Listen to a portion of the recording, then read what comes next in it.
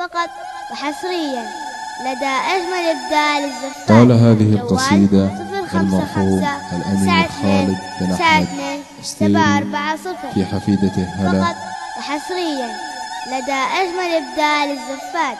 جوال 055-92-92-740.